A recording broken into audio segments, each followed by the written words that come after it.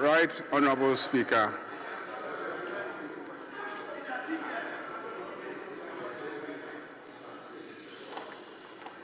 I think it is important, first and foremost, that we are reminded at all times that we are not just speaking to ourselves, we are also speaking to a wider audience.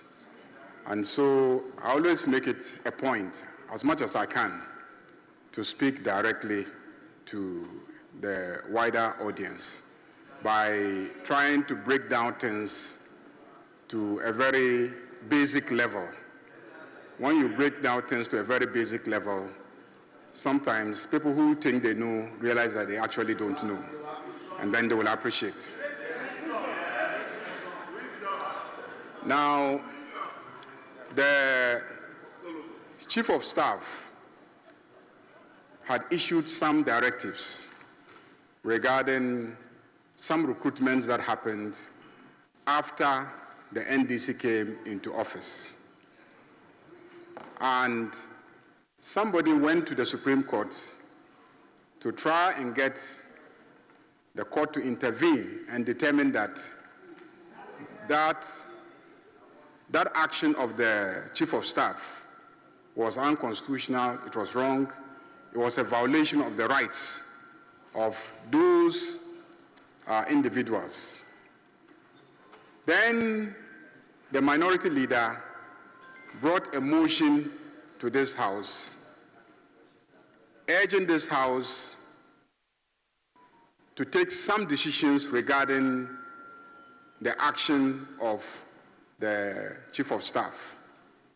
So I raised an objection on the grounds that because someone has already gone to court to vindicate the rights of the people who were dismissed, it will amount to interference in the work of the courts for this Parliament to also go into that matter. This Parliament was asked to act in a matter that was quasi-judicial. Quasi-judicial. Once a judicial process was already underway. And so I said, you will be interfering in the work of the courts if they have started a judicial process of determining the rights or otherwise of those dismissed. Then you also come to this Parliament and say we should also start another process of determining the rights or otherwise of the same people. That will interfere in the work of the judiciary, because their main responsibility constitutionally is to vindicate rights. We primarily are to enact legislation, hold the executive accountable, and sometimes hold the judiciary also accountable. So our position is secondary to that of the judiciary in this matter. That was the context, and that is how the Speaker concluded that I was right in that instance, and therefore your motion should not be admitted. Now, let's come to this present instance about the Appointments Committee. In this instance, you are saying that a referral that has been made by the Speaker to a committee of this House to exercise a function that constitutionally is within the province of that committee, because the Constitution is clear that there shall be committees of Parliament, and that when somebody is nominated to be a Chief Justice, this Parliament must give approval, and the internal processes of this Parliament is to refer that nomination to the committee to do what we popularly call vetting, and then present a report to us for us to consider and then approve. So a referral has been made to the committee. You are saying that there is litigation in the court regarding the propriety of the processes relating to the removal of the Chief Justice, the previous Chief Justice. And because there is litigation regarding the processes leading to the removal of the previous Chief Justice, this Parliament should not consider a nomination brought to this Parliament a nomination which the Speaker has accepted and which he has referred to a committee for the committee to process. And I, once again, drew your attention to the fact that the same Supreme Court has said that in matters that are primarily the responsibility of Parliament, once Parliament starts dealing with those matters, no one anywhere can stop Parliament from dealing with those matters until Parliament has completed the process of dealing with that matter. The Supreme Court has said that severally, and he just cited two cases in which members of this House have gone to the Supreme Court to try and get the Supreme Court to order this House to stop considering matters that the House was considering on the grounds that they felt it was unconstitutional for Parliament to consider those matters. Similar to what you are raising today, that because there is litigation, the matter should not be dealt with by the Appointments Committee. And the Supreme Court said no. In matters that are primarily within the mandate of Parliament, we, the Supreme Court, we will not interfere until they have finished. And we have seen the outcome of their work. It is the outcome of their work that we may examine the quality, but not the process. This is a very simple, I've tried to be so basic because I want the students who are sitting out there to understand the conversation that is going on.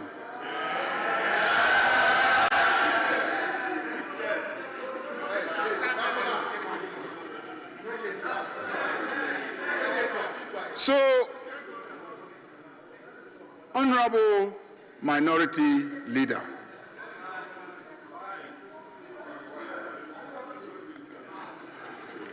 reference to the Constitution, to Eskin May, to all those things don't really make a difference. The matter is so simple and so basic. The Supreme Court of Ghana has said that when this Parliament is engaged in its primary responsibility, it will always allow this Parliament to go through that process to the end. And then, if the outcome is wrong or goes against a specific provision of the Constitution, then they, at that point, can make that determination. But once they are seized with jurisdiction and they are dealing with the matter, they will not interfere. I haven't seen a ruling changing this position of the Supreme Court. So, as for ECOWAS, yes, even ECOWAS court will always tell you that you should have fully exhausted local remedies before you come to the ECOWAS court. So if you are already in the courts of Ghana trying to vindicate your rights, you haven't finished in Ghana, then you jump to Abuja. You jump to Abuja when you have not yet exhausted local remedies. I'll be surprised if ECOWAS court delves into your matter. I'm saying this because I have been a member of ECOWAS Parliament for close to a decade, and I know how that court functions. So I can assure you, without making any pronouncements now, that the principle at the ECOWAS court is that you must have exhausted local remedies before you go to ECOWAS court. Mr. Speaker, I plead with my colleagues.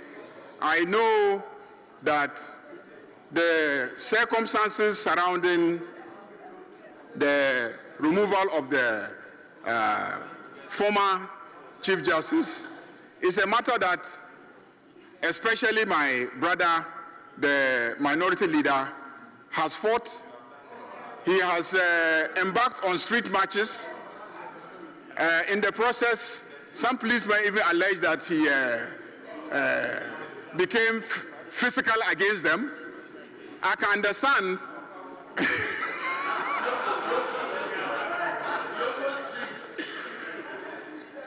I can understand that this is a matter that he is personally very passionate about. Honourable Majority Leader, conclude. But the Constitution is very clear on these matters. The nomination of the Chief Justice is properly before this House. It has been referred to the committee, and the committee will sit on Monday. I urge him to appear before the committee as a member. You can ask all your questions. The Chief Justice nominee is ready and available and willing to answer all questions put to him, and very, very capable. If at the end of the day, there is any decision by any court in this country, I'm sure the court will find a way of crafting a mechanism for enforcing their decision. The court will find a mechanism for crafting the enforcement of their decision. Mr. Speaker, the court, after we have completed our work in this House, have been able to strike down the conclusion of the work of this House. In that ruling led by Justice Yoni Kulondi,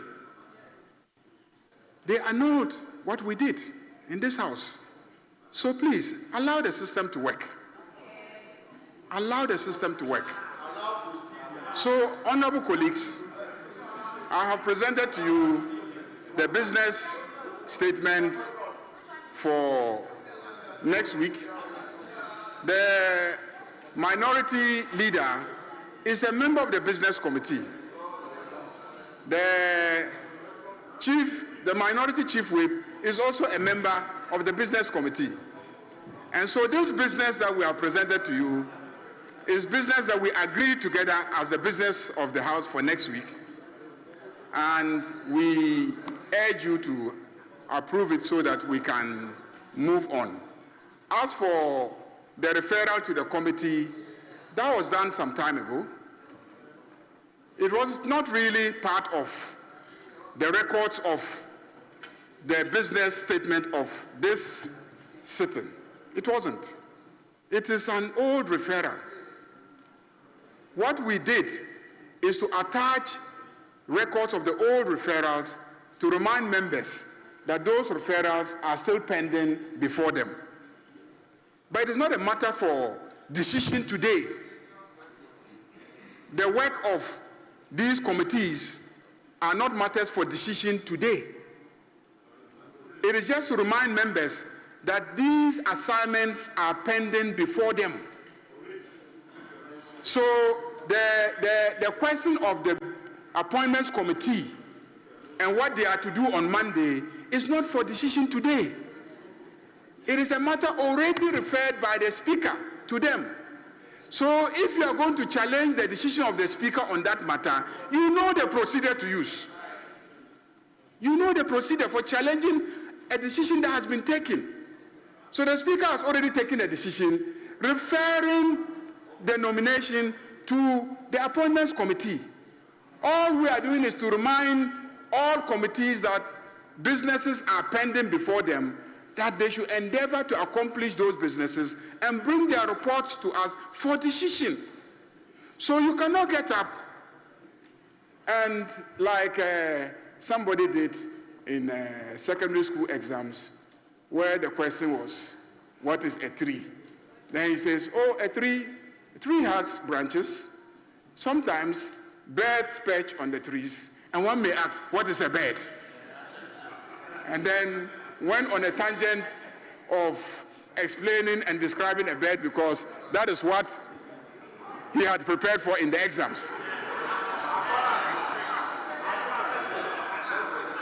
I am saying this because I know as a fact that he had filed a motion seeking to challenge the authority of this House to have the nominee considered by the Appointments Committee. He filed the motion.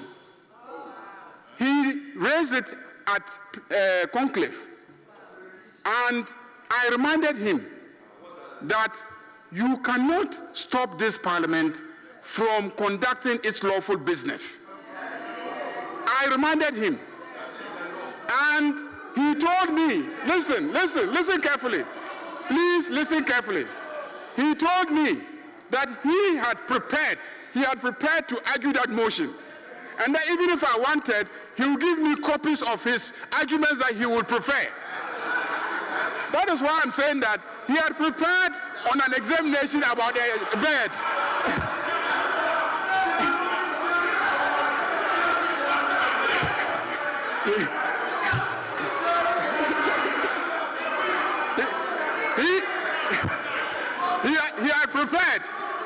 He had prepared to argue a motion. He had prepared to please listen. He had prepared to argue a motion. He had prepared to argue a motion on the constitutionality of this House, considering the nomination of the Chief Justice. So even though that motion is not properly before this House, and what is before this House is the business statement for the next ensuing week, he decided to argue his motion. Honorable Majority Leader, conclude. Kindly conclude. So, Mr. Speaker, I think that the issues that he has raised are not properly before us. There's no issue about the sitting of the Appointments Committee. That is a matter decided already by this House. What is before you is the business statement so that we can schedule activities for next week. Mr. Speaker, I thank you. Honorable members, with all due respect,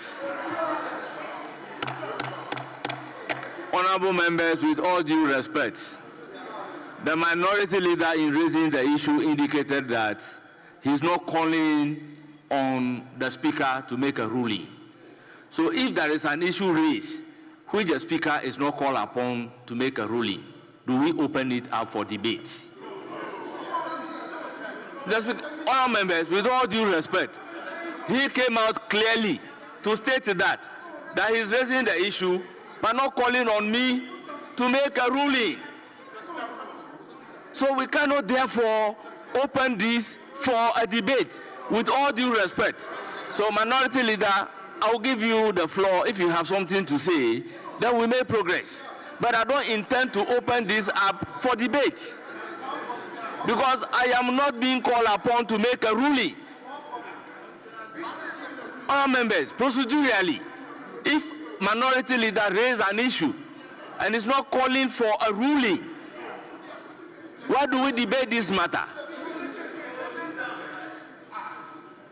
So please, minority leader, I appeal with you to be brief. Mr. Speaker, with respect, first, perhaps my two colleagues who were up on their feet, what they sought to do was to seek your leave to contribute to the business statement. Mr. Speaker, the subject matter of this whole discourse is a business statement. Yes. So,